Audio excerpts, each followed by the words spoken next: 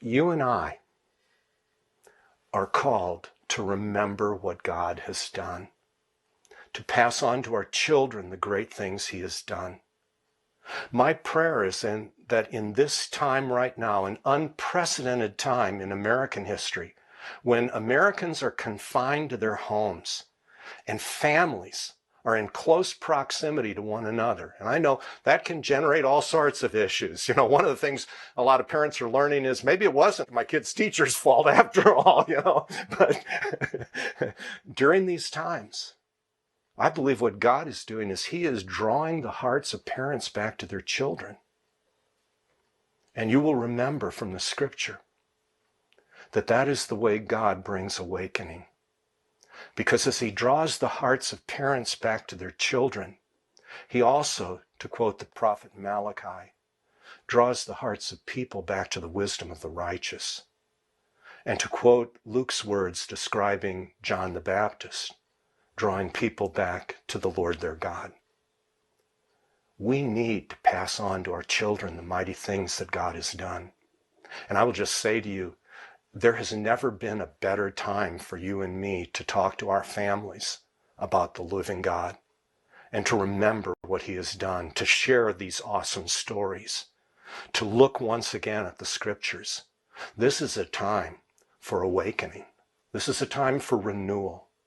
And particularly at this time when we're confined to our homes at the Passover season and during Holy Week, we need to come to the Lord more than ever. We also need to realize the very radical and unprecedented nature of this day. You know, churches all over America are closed. Churches all over the world are closed, including one of the oldest churches on the face of the globe. It is the Church of the Holy Sepulchre in Jerusalem. It marks the traditional site of Jesus' death and resurrection. The doors are locked today, and they will be in the days to come. Do you know that has happened only one other time in human history? And that was in the mid-1300s, during the time of the Black Plague. These are wake-up calls. They are calls to us to take seriously that there is a God, that he keeps his word, that he desires to draw us to himself, that he is good and that he is gracious.